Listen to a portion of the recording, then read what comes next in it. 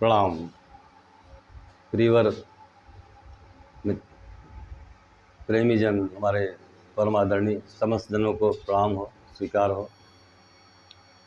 जैसा कि आप सबके सामने उद्धृत ये संकेतक टंगा हुआ है, इसके छाया में हम लोगों ने बहुत दिनों से हमारे परम स्नेही, परम सम्मानीय श्री रत्नेश कुमार जी शुक्ल, जो करीब करीब हम लोगों से 2500 साल से संबद्ध रहे हैं, उनके आत्मचिंतन का एक रस रहा है, तत्व रहा है, एक संकलन रहा है, जिसके हम व्यक्तिगत रूप से कायल रहे हैं। और जो पंक्तियाँ बोल रही हैं, पवित्र पावन और पंक्ति पावन, हमारे इस जगत में चल रहे प्रवाह में, मानव प्रवाह में, कि कहाँ से हम चले थे और कहाँ पे आ गए हैं। मनुष्य वो जो कभी हमारे आपके रूप में ही, हमारे आपका ही रूप, कंदराओं में, गुफाओं में जो शब्द जुड़ा है, मानव, मानव के इर्द गिर्द जो शब्द इसमें संजोए हैं ऋषि महर्षि मुनियों ने, मन मन मानव। जहाँ मानव है वहाँ मन है, और वही मन ही मनु है, जो कभी हमारे आपके ही रूपों में कंदराओं गुफाओं में रहा करता था, जिसे कुछ भी बोध नहीं था कि हम उस बोध को लेके यहाँ तक आ गए।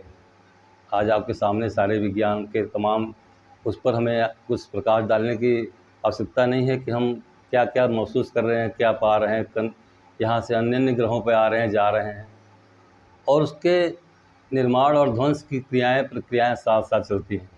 या यूँ कहें कि विकास और विनाश दोनों हमारे साथ साथ हैं, इर्द गिर्द हैं।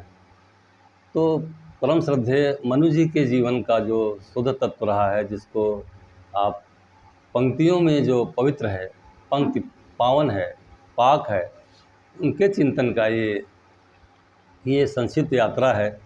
आप सबके प्रेम में, बोध में मिले हुए प्रक्रिया से हम लोगों को कितना बल मिलता है, हम लोग कहाँ तक चल पाते हैं, ये सब कोई प्रतीक्षा का ही विषय है, प्यास का विषय है, जो आप सबसे निरंतर मिलता रहा है।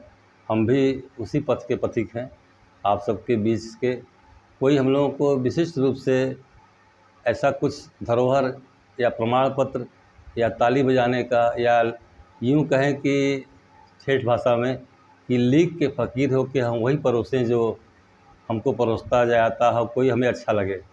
कदाचित आपको थोड़ा कष्ट भी होगा हमारी व्यवस्थाओं से, हमारे इर्द गिर्द फैले हुए मनु के जगत से।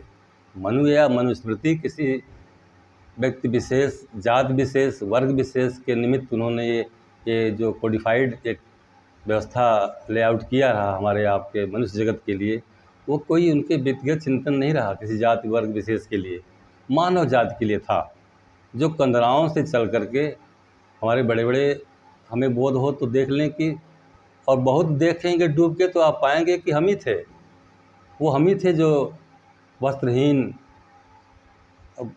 छाल मृगछाल वृक्षों के पत्तों के सहारे अपने जीवन को ढकते करते विकास के क्रम में यहाँ तक आए। आज फिर वो अनावृत हो रहा है। सब कुछ होते हुए भी हम अपने चिंतन से, अपने कृत्य से हट गए हैं, नग्न होते जा रहे हैं। इसको सुनने में, सह लेने में एक बहुत बड़ा साहस चाहिए। हमसे भी कोई कहे कि आपके पास वो बोध नहीं है, तो हमें सहर्ष स्वीकार करना चाहिए कि हमारे पास नहीं है। धर्म नहीं है, ज्ञान नहीं है, चिंतन नहीं है, भोग है वो भी नहीं है। उसकी विधाएं वस्तुतः जब हम जानेंगे तब समझेंगे कि भोग क्या है।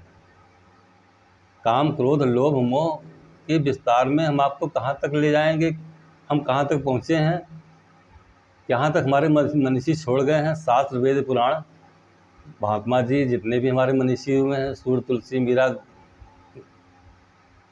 नानक वगैरह जी, तमाम इनके शब्दों को हम पी पाएँ, देख पाएँ, खोल पाएँ, तो ऐसे ही शब्द आपको मिलेंगे आगे की हमारी यात्राओं में।